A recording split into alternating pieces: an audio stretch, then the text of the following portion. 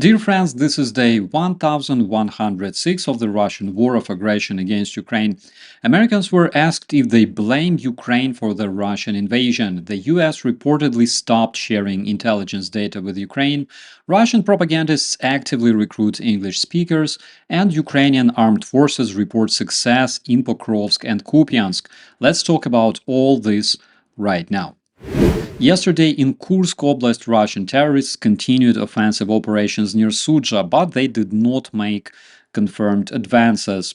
We know that the Russians' military bloggers claimed capturing Nikolsky and Novaya Sorachina, that is northwest of Sudzha, and they also claimed progress near Malaya Laknya, but Ukrainian forces reportedly deflected those attacks. At the Avdiivka-Pokrovsk direction, Russian forces have intensified operations, exploiting potential Ukrainian supply shortages due to the US defense aid suspension.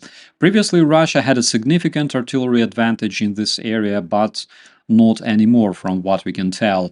Also, Ukrainian forces reported pushing the Russian invaders out of Uspenivka near Pokrovsk and successful advance against the Russian terrorists in Zapadne near Kupiansk. Simultaneously, in Kherson Oblast, Russian invaders continue their attempts to cross the Dnipro River, which indicates the ongoing offensive operation in this area. Regarding the Russian airstrikes on Ukrainian civilian infrastructure, it seems that the terrorists attempt to improve their tactics by deploying larger number of Shahids and decoy drones to penetrate Ukraine's air defense. They launch missiles from multiple directions, and usually they use between 150 and 200 drones in single overnight strike, aiming to overwhelm Ukrainian defense. Russian invaders do it on purpose to deplete the Ukrainian stockpiles of missiles, knowing that Trump has stopped the defense aid to Ukraine and there will be no more resupplies of those missiles coming from the United States. The fact that Russians started utilizing these tactics in January, early February, instead of concentrating their efforts on producing more artillery shells, for example, makes me think that Russians kinda knew that the Trump administration was planning to stop the defense aid to Ukraine. Consider this my personal assumption because I don't believe in coincidences.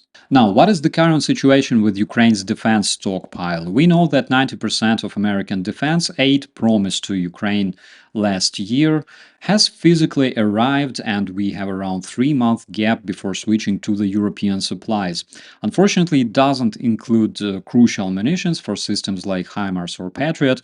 However, Ukrainian military can withstand it. Earlier, Russian spokesman Dmitry Peskov welcomed the US military aid suspension to Ukraine, but he also expressed concerns that the US kept providing Ukraine with its intelligence data. Funny thing, in the same interview, he basically said that the US will help Ukraine surrender to the terrorist federation. But returning to the intelligence, earlier on 4th of March, CNN confirmed that the US kept sharing intelligence with Ukraine. However, tonight, Daily Mail reported that their sources have confirmed that all UK intelligence agencies and military outlets received an order expressly forbidding the sharing of US-generated intelligence with Ukraine. Again, based on the narratives coming from the Trump administration, I think it's necessary to understand that current leadership in the United States doesn't recognize Ukraine as its ally. Was Ukraine ever an ally to the United States? Of course it was during a peacekeeping operations in the former Yugoslavia, during the US's campaign in Afghanistan. Ukrainian servicemen were always acting together with their American allies. Actually, check out Brenna's explanation on this. It's just 3 minutes long, but very much on topic. The link is in the description. Moving on, Reuters and Ipsos conducted a poll among the US citizens trying to research how many Americans actually believe the Trump's statements that Ukraine have started the war with Russia. Turns out 70% Americans believe that it was Russia that started the war. Among them, 81% Democrats share this point of view with 62% of Republicans. We know that the Russians were working really hard over the past 3 years to bullshit American people through fake American news outlets and individuals like Tim Pool and Tucker Carlson. However, it obviously didn't work well because there's too many people coming to and from Ukraine from all around the globe, and of course they can tell what is going on in the country.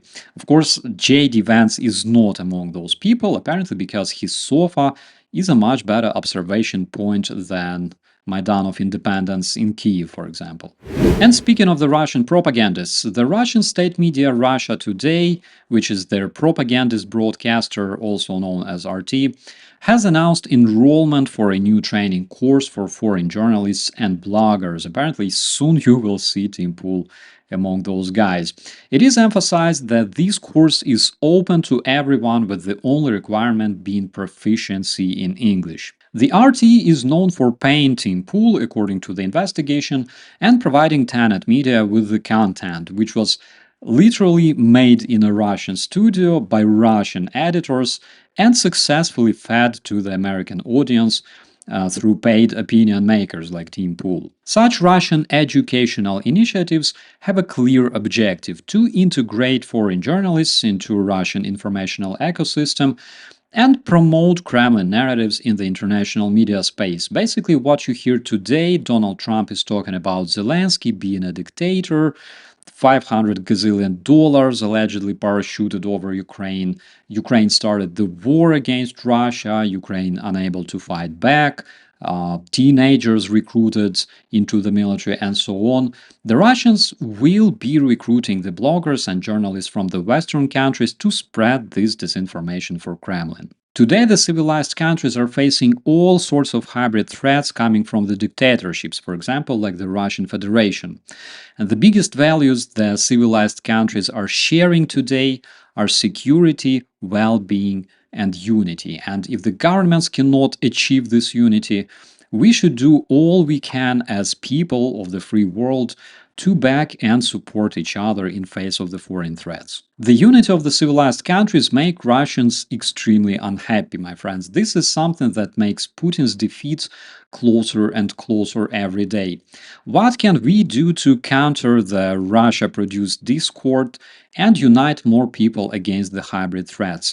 Actually, we can do a lot, as little as helping the voices of people fighting the disinformation to be shared and heard worldwide. And with that, my dear friends, I wish you all a beautiful day. As usual, I will see you in the commentaries. My name is Operator Starsky. As always, be safe.